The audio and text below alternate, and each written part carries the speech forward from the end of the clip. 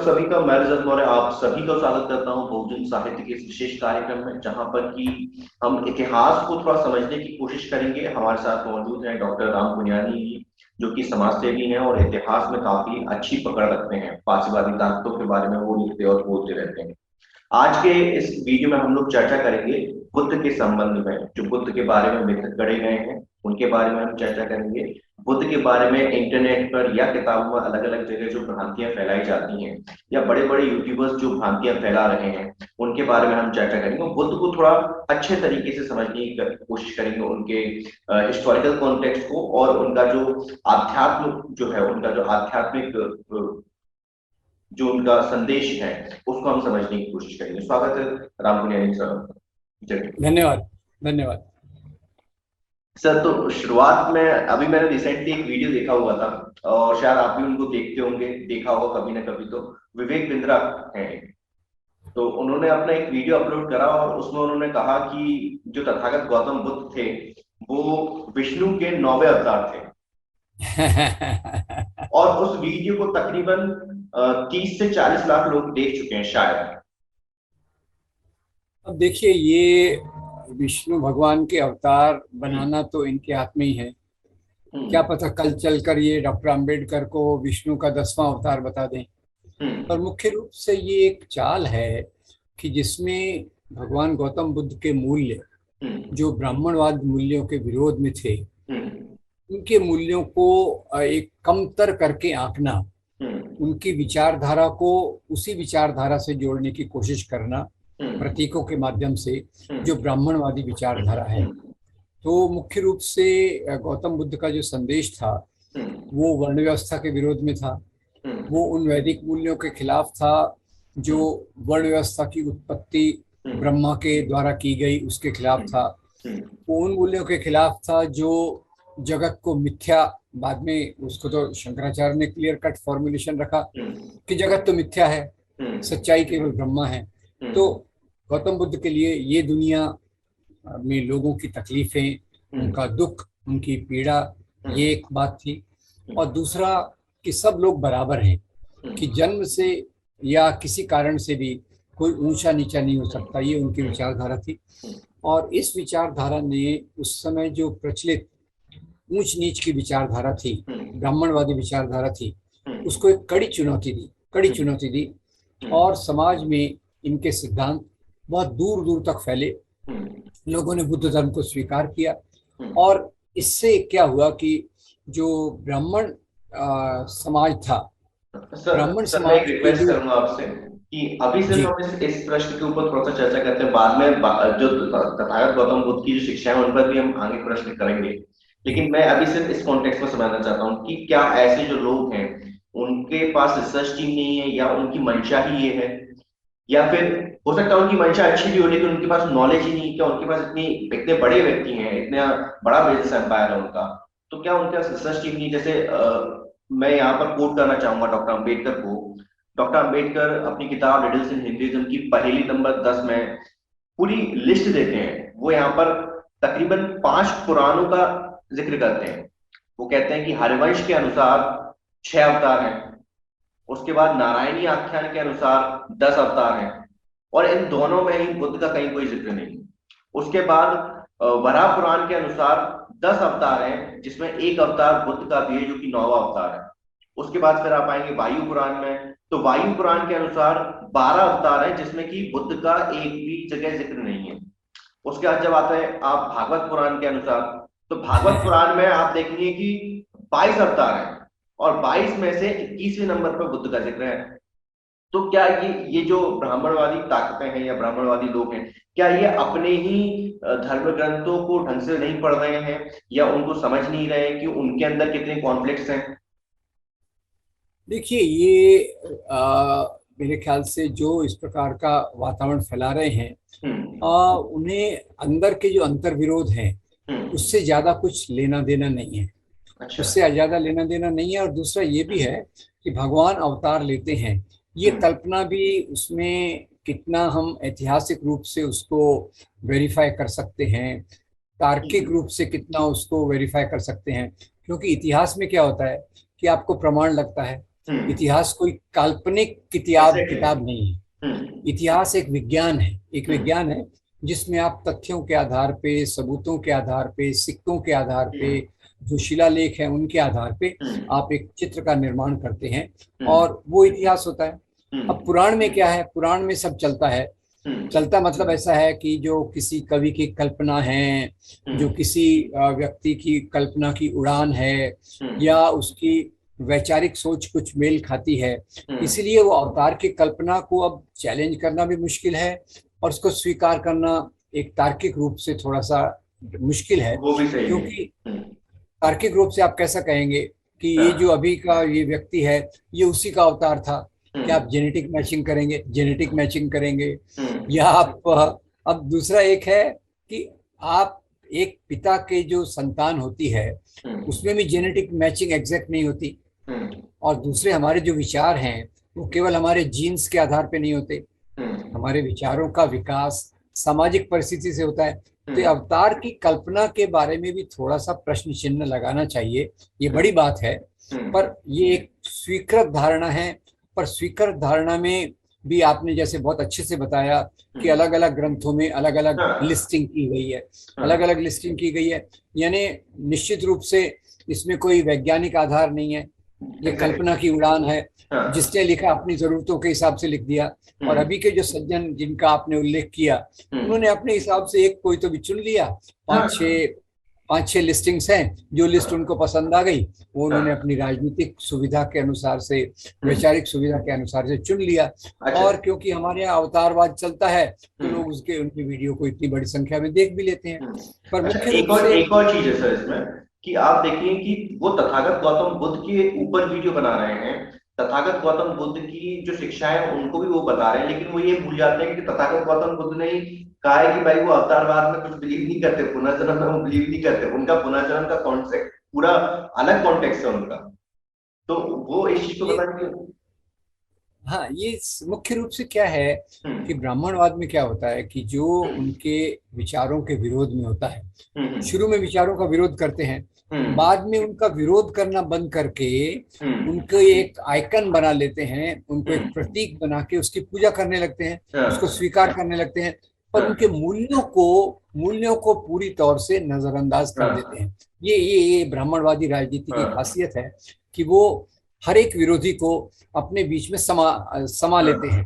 अभी आप देखिए भगत सिंह कहाँ, पेरियार कहाँ, अब उनके फोटो वो लगाने लग गए। बाबा साहब आम्बेडकर जो पूरी इस राजनीति के खिलाफ थे, उनको वो प्रातःस्मरणीय का दर्जा दे रहे हैं। तो इसलिए तार्किक रूप से, रैशनल रूप से, वैज्ञानिक रूप से इन बातों पर चर्चा करना असंभव है, क्योंकि निश्चित रूप से ये एक आइडियोलॉजिकल पॉलिटिकल कंस्ट्रक्ट है जो वर्ण व्यवस्था को लेकर चलना चाहता है। ठीक है, बहुत बहुत शुक्रिया सर, आपने इतना बहुत ही अच्छे तरीके से समझाया। तो दर्शकों के लिए मैं कहना चाहूंगा ये इन सारी चीजों को आप वेरीफाई करना सीखिए, आप किताब पढ़ना सीखिए, तभी आप इसको समझ पाएंगे, अदरवाइज ये आपको ठेलते जाएंगे, क्योंकि जिसकी लाठी उसकी भैंस।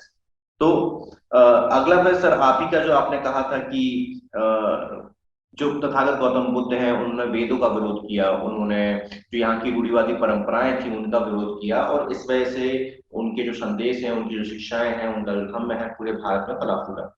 लेकिन इतिहासकार और भाषा वैज्ञानिक डॉक्टर राजेंद्र प्रसाद सर यहाँ पर अपना एक दूसरा तर्क रखते हैं।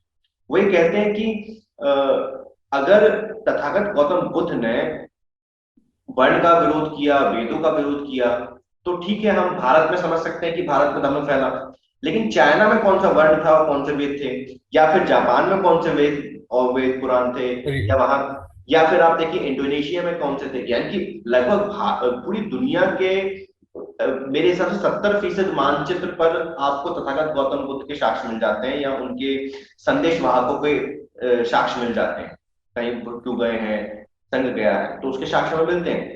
लेकिन वहां पर इस तरह की कोई रूढ़िवादिता नहीं है, हम इतिहास में देखें वहां पर अपनी तरह की रही होंगी, लेकिन इस तरह की नहीं। तो फिर वहां किस तरीके से बुद्ध के संदेश फैले?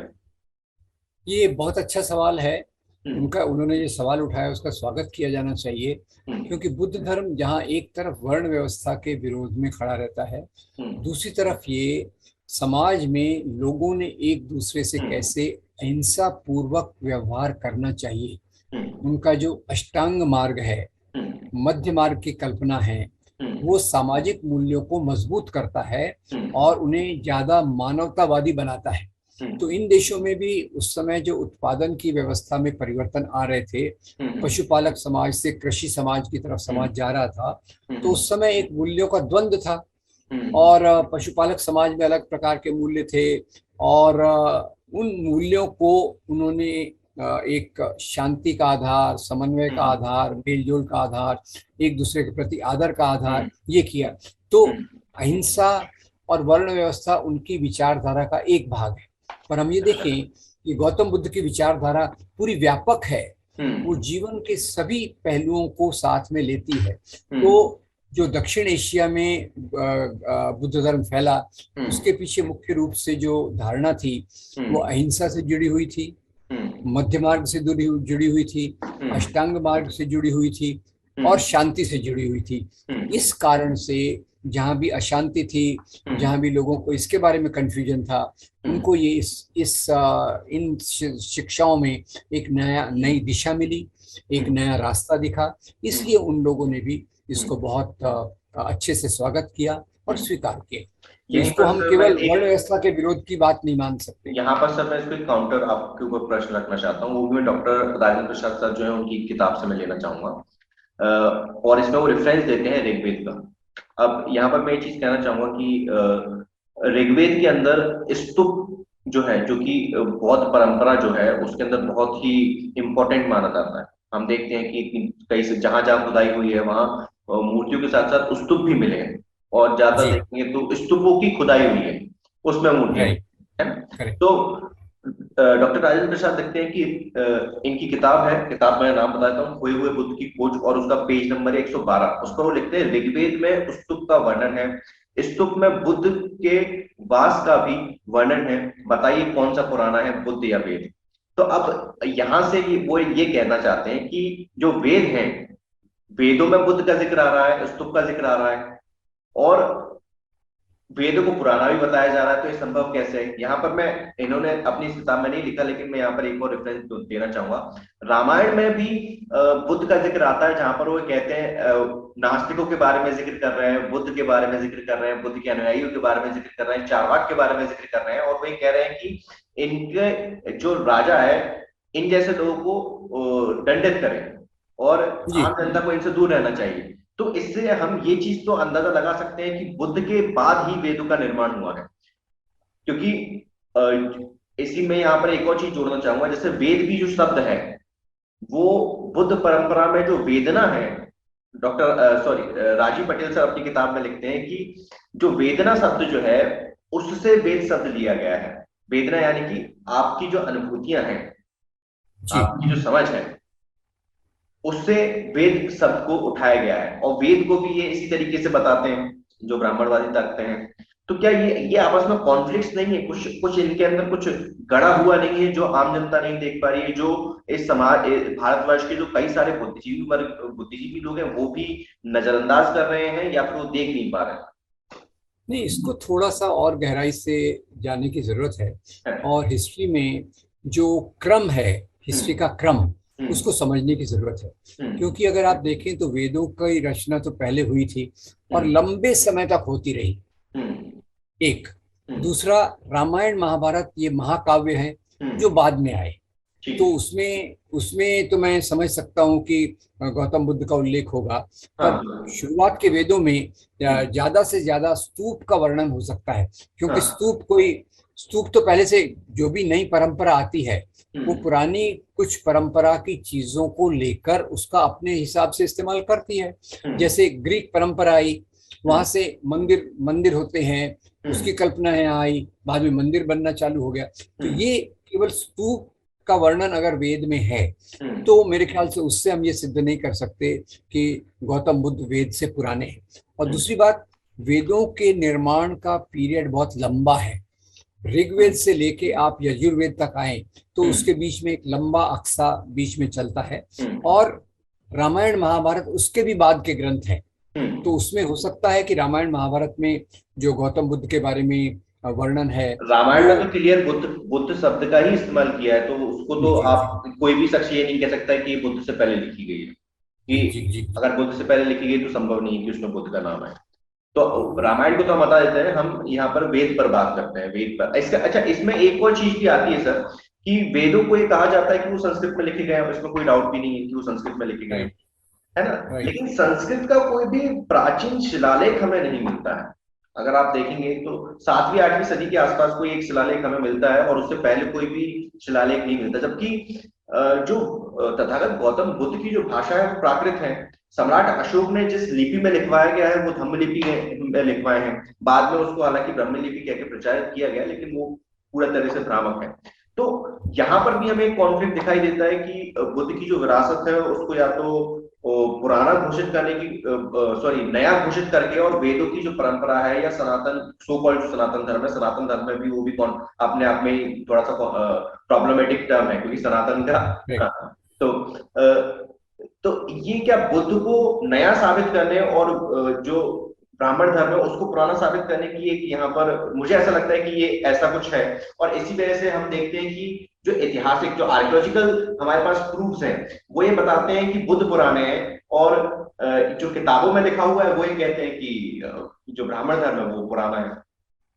अब देखिए इसमें करना तो ये चाहिए कि गौतम बुद्ध की मुख्य जो प्रतिक्रिया थी वो हम्म। वर्णाश्रम धर्म के खिलाफ थी। और हम्म। वर्णाश्रम धर्म का उल्लेख वेदों में है। हम्म। यानी जो प्रचलित किताबें थी और प्रचलित मूल्य थे हम्म। उसके खिलाफ ही गौतम बुद्ध ने अपनी आवाज को उठाया।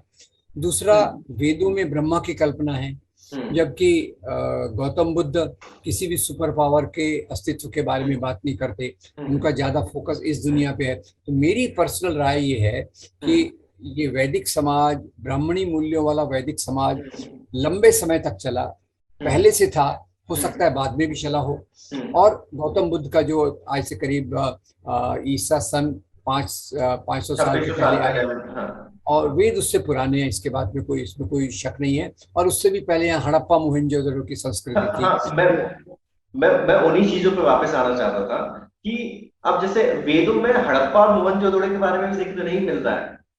तो करेक्ट करेक्ट। मतलब कि वे जो एक एक जो अंधकार काल जिसको कहते हैं राजू पटेल से, जहां पर कि हमें बहुत ज्यादा चीजें नहीं मिलती समझने को, जो कि हड़प्पा सभ्यता के खत्म होने के बाद, और फिर जो नंद वंश वगैरह आते हैं उनसे पहले, मतलब इस बीच में जो एक गैप है, वहां पर कई सारी चीजों को साजिश करके मिलाया जा रहा है, या कुछ भी हुआ है लेकिन उस काल में हुआ है, और उसका कोई में लिखित या आर्कियोलॉजिकल हमें कोई एविडेंस नहीं मिल रहा है, कुछ भी नहीं मिलता है।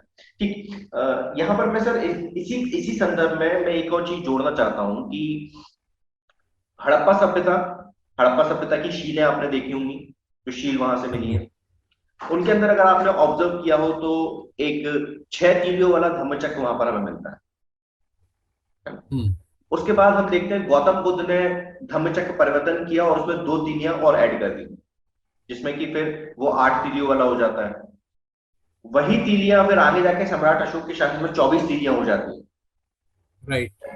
तो ये एक सतत प्रक्रिया नहीं है जो कि हड़प्पा सिंधु घाटी सभ्यता से चलती हुई आ रही है। फिर मैं इसी के साथ और ऐड कर देता हूँ कि डॉक्टर राजेंद्र प्रसाद सर ये भी कहते हैं कि आप अगर 28 बुद्धों के काल को अगर समझने की कोशिश करोगे तो ये आपको वहीं जाके मिलेगा, सिंधु घाटी सभ्यता में इसकी जड़ें हैं।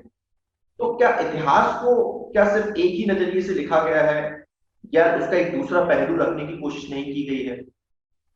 देखिए, जहाँ तक हड़प्पा मोहनजोदड़ो सभ्यता का सवाल है, हम्म। उसके बारे में ज्यादा कुछ ज्ञात नहीं है। सिर्फ इतना ही पता है कि वो एक शहरी सभ्यता थी, हाँ। और उसकी जो लिपि थी, हम्म। लिपि को आप पढ़ नहीं पाए हैं, इसलिए आप हाँ। बता नहीं सकते हैं कि वो उस समय किस प्रकार के मूल्य प्रचलित थे। तो वो हम्म। एक बात है। हम्म। ये हो सकता है कि जो चक्र है, चक्र में हम्म। तीलियों का चक्र और स्तूप चले आ रहे होंगे।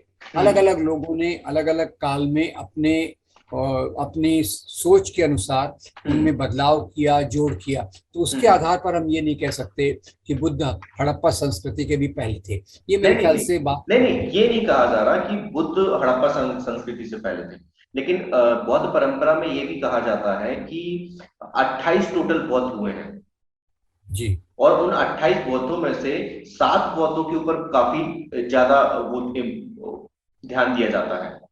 तो मैं वही चीज में रेफरेंस ही देख रहा था अपने मेरे पास जो किताब है कि वो किस तरीके से उसको आर्टिकुलेट कर रहे हैं।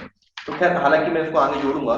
तो ये चीज क्या ये कोइंसिडेंस है, क्या ये सिर्फ इत्तेफाक है कि ये सारी चीजें घट रही हैं? जैसे सिंधु घाटी सभ्यता में हमें पीपल का पत्ता का भी जिक्र मिलता है उनकी शीलों के अंदर। फिर वहां पर हमें एक ध्यान अवस्था में एक व्यक्ति भी मिलता है जो कि जिसको कि महादेव कहा जाता है ब्राह्मणवादियों के द्वारा।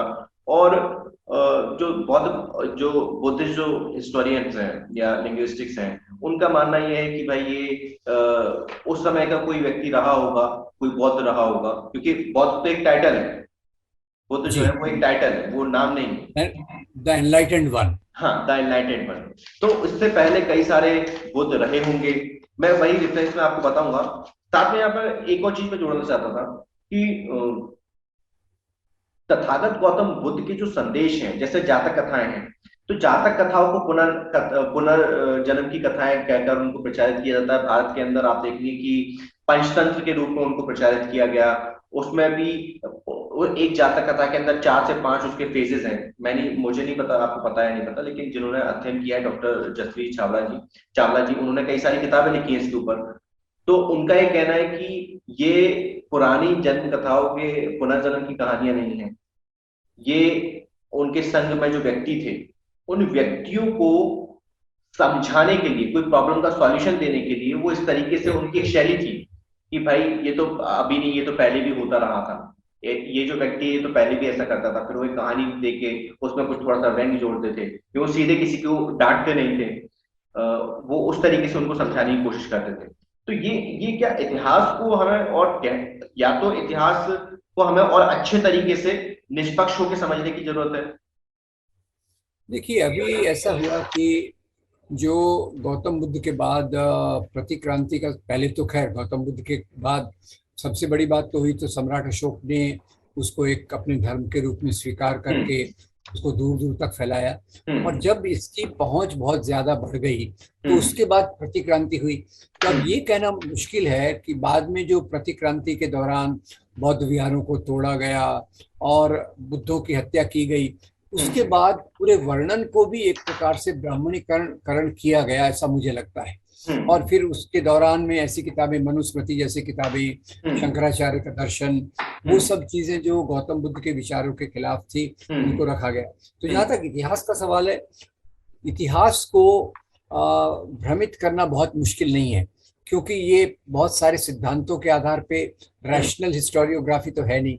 हम्म। ये लोग अपने मन से एक आध चीज को पकड़कर पूरी बात को कहते हैं। जहां हम्म। तक मेरी समझ है, हड़प्पा मोहनजोदड़ो, बाद में वैदिक काल, बाद में गौतम बुद्ध का आना, हम्म। और गौतम बुद्ध के बाद में फिर जो उसकी हम्म। सम्राट अशोक, और उनके बाद 5, 6, 7वीं 8वीं शताब्दी हम्म। के बाद इसके हम्म। पीछे प्रतिक्रिया, और कई सारी किताबें उस समय लिखी गई। तो हम्म। इसलिए ये कहना मुश्किल है कि वो किताबों का पीरियडाइजेशन क्या है, कब हाँ। लिखी गई, और हम्म। उसका वो केवल गौतम बुद्ध से ही संबंधित है, या वो हम्म। पूरी जो वैचारिक राजनीति चल रही थी उससे हम्म। मिली जुली है, ये कहना अच्छा, थोड़ा मुश्किल है। यहाँ पर डॉक्टर राजेंद्र प्रसाद सर एक और तर्क देते हैं। वो ये कहते हैं कि जो सिंधु घाटी सभ्यता है वो शहरी सभ्यता थी।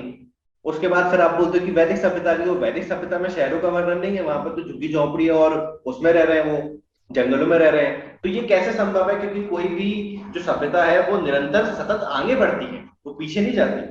आप अगर देखेंगे कि भाई जापान के अंदर एटम बम गिराया गया, तो क्या उससे वो पीछे चले गए? नहीं गए, वो आगे ही बढ़े। तो अगर एक सभ्यता कोई खत्म भी हो जाती है तो वो उससे आगे ही बढ़ती है, वो पीछे नहीं जाती। तो ये कैसे संभव है कि भाई ये वैदिक काल में लोग झुग्गी झोंपड़ियों में जाके रहने लगे और जंगलों में जाके रहने लगे? ये देखिए, ये सवाल ऐसा है कि जब एक ही सभ्यता कंटिन्यू होती है तो हाँ। आगे बढ़ती है। तो हाँ। ये निश्चित रूप से हड़प्पा मोहनजोदड़ो की जो हम्म। समाप्ति हुई हम्म। प्राकृतिक कारणों से, हम्म। वो मुख्य रूप से उसका डायरेक्ट कनेक्शन वैदिक सभ्यता से नहीं है। हाँ। इसमें तो कोई शंका नहीं है, क्योंकि वैदिक एग्जैक्टली। जहाँ ये मध्य एशिया से आए, हम्म। पशुपालक समाज के रूप में आए, अगर ये हम्म। हड़प्पा मोहनजोदड़ो की सभ्यता से विकसित होते तो वो हम्म। तो शहरी सभ्यता शुरू से लेके आते। राइट। एक सभ्यता की कंटिन्यूटी अगर है हम्म। तो आप उसको उस तरफ से देख सकते हैं, हम्म। पशुपालक समाज से कृषि कृषि समाज में, और अर्बन सोसाइटी में हो सकती है, पर इन दोनों के बीच में कोई उस प्रकार का संबंध नहीं है कि इस सभ्यता में से वो सभ्यता निकली। ये सभ्यता यहाँ खत्म हो गई और ईरान इराक की तरफ से ये वैदिक सभ्यता की शुरुआत हुई। तो उसमें इसमें ये समझना आसान है कि ये उसकी कंटिन्यूटी नहीं है, ये उसका उसका आगे चलने का रास्ता नहीं है। ये एक नए प्रकार की सभ्यता आई जिसने अपने मूल्यों को प्रस्थापित किया। तो मैं आप कुछ जो आध्यात्मिक जो पक्ष है तथागत गौतम बुद्ध का, उसके ऊपर आप कुछ कहना चाहिए? जी, आध्यात्मिक पक्ष में मुझे लगता है कि गौतम बुद्ध ने मुख्य रूप से धर्म के नैतिक मूल्य और आध्यात्मिकता की ही बात की। अब उस समय जो प्रचलित आध्यात्मिकता थी वो ब्रह्मा को मानकर चलने की थी। एक जगत को इतना महत्व नहीं देते थे, क्योंकि कोई भी शोषण व्यवस्था में, ब्राह्मणवादी या दूसरी शोषण व्यवस्था में, उस जगत के बारे में फोकस कम है और ब्रह्मा के बारे में जो नहीं दिखता उसके बारे में फोकस ज्यादा है, ताकि आप इस दुनिया के मुद्दों को मत सोचिए और आत्मा परमात्मा की बात करते रहिए। इसलिए गौतम बुद्ध ने आत्मा परमात्मा की बात नहीं की, लोगों की दुख पीड़ा, अशिक्षा, गरीबी, स्वास्थ्य के बारे में बात की। तो ये उनकी आध्यात्मिकता तो मनुष्य समाज की बेहतरी में थी। उसको आप आध्यात्मिकता शब्द कहें या जो भी शब्द से आप उसको संबोधित करें। और जैसे बाद में अम्बेडकर ने भी इसको स्वीकार इसीलिए किया क्योंकि इसमें एक तो समता की बात है, लोगों की समस्याओं के समाधान की बात है। वो इस बात का नहीं कहते कि अपनी समस्याओं को ईश्वर पे छोड़ दो और ठीक हो जाएगा, और तुम अगर अभी दुखी हो तो पुराने जन्म का पाप है, अभी ठीक करोगे तो अगले जन्म में ये हो जाएगा। तो कर्म की थ्योरी को भी पूरी तौर से वो रिजेक्ट करते हैं। वो तो कहते हैं आप अपने जीवन में काम करो। तो यथार्थवाद में उनका ये है। और बाद में इस यथार्थवाद को समाप्त करने के लिए पूरी प्रतिक्रांति ने वही किया, जगत को मिथ्या बताया। और शास्त्रार्थ में शंकराचार्य ने बौद्ध भिक्षुओं को शेम किया, मतलब उनको कई इतनी उनको शर्म आई इस वाद विवाद में हारने के बाद कईयों ने अपनी आत्महत्या की। तो भले ही उनके विचार सही होंगे पर वाद विवाद में एक बड़े ब्राह्मण के सामने टिकना आसान नहीं होता। तो कईयों को बहुत इसमें, जिसको अंग्रेजी का शब्द है शेम्ड, दे वर शेम्ड, यानी उनको एक शर्म की महसूस कराया गया, जिसके कारण कईयों ने आत्महत्या भी की। तो मुख्य रूप से गौतम बुद्ध का आध्यात्म जो है वो मनुष्य से मनुष्य के प्रेम का है और वो मनुष्यों की यानी मानव समाज की समता का है। और तीसरा अगर मैं कहूँ तो इस समाज में दुख पीड़ा इसको दूर करने का ये उनकी आध्यात्मिकता का आधार है, जो बाद में गौतम बुद्ध अशोक ने जाके अपने राज्य की नीतियों में किया। लोगों की भलाई के लिए स्वास्थ्य केंद्र, लोगों की भलाई के लिए रास्ते में जो उन्होंने बनाए रास्ते, उसमें पेड़ों का निर्माण छाया के लिए और दूसरी प्रकार की सुविधाएं। मेरे ख्याल से ये बुद्ध धर्म की उन शिक्षाओं से प्रेरित थे जो इस दुनिया में लोगों की बेहतरी की बात करते हैं। ठीक, यहाँ पर सर मैं वापस जो कॉन्टेक्स्ट में हम लोग बात कर रहे थे कि सिंधु घाटी सभ्यता की जो परंपराएं थी वो सतत चलती रही तथागत गौतम बुद्ध के समय में भी। उसका एक हमें ये भी समझने को मिलता है कि जो सिंधु घाटी सभ्यता में एक शील हमें मिलती है, उस शील के अंदर वो जो व्यक्ति बैठा हुआ है वो ऊपर त्रिरत्न जैसा कुछ पहना हुआ है ना। और वही उसी तरह का त्रिरत्न हम देखते हैं कि हमें सांची के स्तूपों पर भी मिलता है, जो कि एक बुद्धिस्ट हेरिटेज साइट उसको घोषित किया गया है और वहां पर हमें त्रिरत्न मिलता है। और इसी तरह से कई सारे जो बुद्धिस्ट प्लेसेस हैं वहां पर भी हमें त्रिरत्न मिलता है। तो ये क्या सिर्फ इत्तेफाक है या इसको हम अलग तरीके से, या इसको और बहुत डिटेल में इसको स्टडी की जरूरत है? इतिहासकारों को निष्पक्ष रूप से इसके ऊपर अध्ययन करना चाहिए। और देखिए, मैं कहूंगा कि उसको पूरा उसका संबंध जोड़ना गलत होगा, क्योंकि जैसे मैंने कहा कई चीजें पहले से थी, वो जिंदा रही होंगी और आगे आने वाली परंपराओं ने खुद के हिसाब से उसको अपने लिए मॉडिफाई किया होगा, उसको बदला होगा और स्वीकार करके चले होंगे। तो सवाल यहाँ प्रतीक एक तरफ है और मूल्य एक तरफ है। मुख्य सवाल जो है खास तौर से गौतम बुद्ध के बारे में, तो मूल्यों का सवाल सबसे महत्वपूर्ण है और उसके आधार पे हमको देखना चाहिए। जैसे आपने पहले वो सूप की बात की, अभी आप इस प्रतीक की बात कर रहे हैं, तो हो सकता है कई प्रतीक हड़प्पा मोहनजोदड़ो के उनके अवशेष रह गए होंगे, बाकी लोगों ने उनको स्वीकार किया, पर पूरी पूरी हड़प्पा मोहनजोदड़ो संस्कृति तो आगे चली नहीं। नहीं। वैदिक संस्कृति एक अलग आई, हाँ, और बुद्ध अगर संस्कृति एक अलग आई। मेरे मेरे कहने का मतलब यह है कि क्या ये संभव, क्या हम इसको इस नजरिए से देख सकते हैं कि जो सिंधु घाटी सभ्यता के जो निवासी थे वही लोग आगे जो इधर उधर बट गए पूरे पूरे जम्बूद्वीप के अंदर, क्या उन्हीं के द्वारा उन्हीं में से कोई नए राज्य बने, नए लोग उन्होंने अपना दोबारा से अपनी सभ्यताएं खड़ी करने की कोशिश की, और फिर ये प्रतीक आगे चलकर इस तरीके से हमारे सामने मिलते हैं, आते हैं। मैं कल्पना करता हूँ कि आपकी बात में सच्चाई है, इसकी क्योंकि जब ये संभावना हो सकती है, ऐसा मुझे लगता है। इसकी संभावना हो सकती है, हाँ। क्योंकि ये जब सभ्यता का डिक्लाइन हो रहा था प्राकृतिक हम्म। कारणों से, तो कई हम्म। लोग वहां छोड़ के भी गए होंगे, और हाँ। छोड़ के जाके दूसरे क्षेत्रों में बस गए होंगे, अपने हाँ। प्रतीकों को भी साथ में लेके गए होंगे, और हाँ। उन्होंने दूसरी जगह बसकर उन प्रतीकों को हम्म। जिंदा रखने की भी कोशिश की होगी। हम्म। हम्म। ठीक। तो हम अपने इंटरव्यू के आखिरी चरण में हैं, और मैं यहाँ पर मैं सिर्फ ये चीज बताना चाहता था कि जो 28 बुद्ध जो हुए, उनका जी। डॉक्टर राजेंद्र प्रसाद पूरा नाम भी देते हैं, और वे कहते हैं कि ये मेरी थ्योरी नहीं है, उससे पहले कई सारे लोगों ने इसके ऊपर जिक्र किया है। लेकिन भारतवर्ष में आप जो जैन धर्म है या जैन परंपरा है, उसके अंदर तो आप गुरुओं को मान लेते हो कि भाई उनके गुरु रहे हो सकते हैं, आप सिख धर्म में मान लेते हो, लेकिन आपको बौद्ध धर्म में मानने में बड़ी दिक्कत होती है।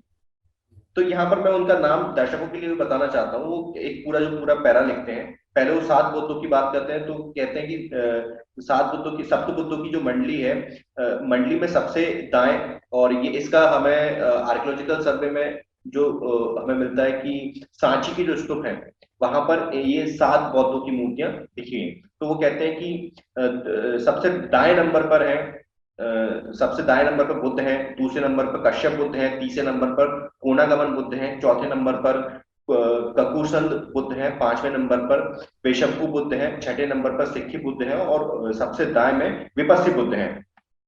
इसमें से कोनागमन जो बुद्ध हैं उनका जिक्र हमें सम्राट अशोक के शिलालेख में भी मिलता है। इसी के बाद फिर वो लिखते हैं कि 28 बुद्धों में से सप्त बुद्ध, 7 बुद्ध की जो स्तुति है वो सबसे ज्यादा साहित्य में अधिक लोकप्रिय है। इसमें इसके बाद फिर वो उन सारे बुद्धों के नाम भी देते हैं। क्या वो वीडियो काफी लंबा हो जाएगा, प्लस 6 मिनट की बाकी है, वरना फिर ये खत्म हो जाएगा 45 मिनट का।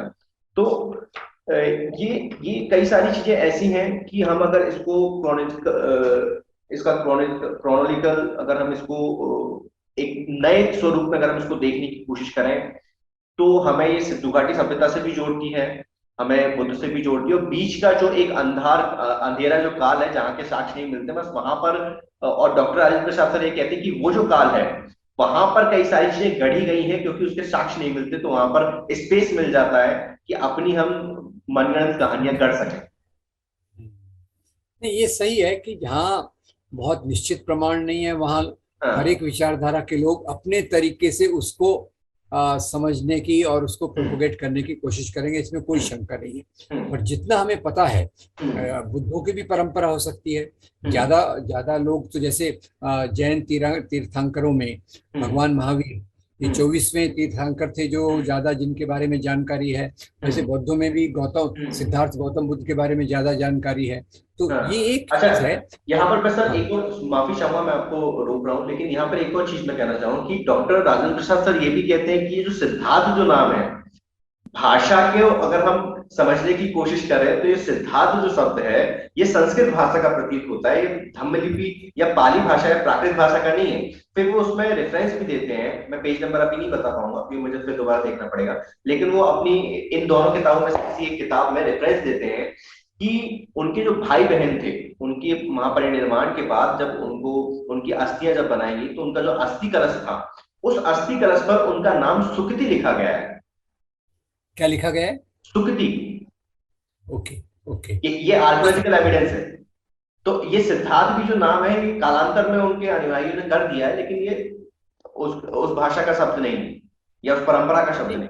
हाँ। ये मैं उससे मान सकता हूँ, मैं इससे सहमत हो सकता हूँ, क्योंकि पर गौतम गौतम शब्द तो हो सकता हाँ, है जो गौतम उनकी बुद्ध। भाषा का हो। हम्म। तो गौतम गौतम के बदले भी गौतम उसमें शब्द हम्म। है जो उसकी हम्म। ज्यादा हम्म। फिट बैठता है। ये इसमें कोई शंका नहीं है। जैसे हम्म। आप जिस किताब को कोट कर रहे हैं, उसमें हम्म। एक ऐसा पीरियड है जिसमें बहुत डेफिनेटिव एविडेंसेस, निश्चित प्रमाण नहीं है, तो उसमें लोग अपने अपने विचारों को भर के हाँ। अपनी विचारधारा को मजबूत करने के लिए उसका फायदा उठा सकते हैं। पर जो मुख्य बात तो वही है कि ये बुद्ध धर्म के जो सिद्धांतों में मुख्य बात तो वही थी, एक तो तर्कपूर्ण सोचना, इस दुनिया को सच मानना, हाँ। और ब्राह्मणवादी मूल्यों का विरोध करके समतावादी समाज के बारे में बात करना, लोगों की भलाई के बारे में बात करना, अहिंसा के बारे में बात करना, जो पूरा अष्टांग मार्ग है उसको ज्यादा फोकस करने की जरूरत है जब हम बुद्ध धर्म को याद करते हैं तो।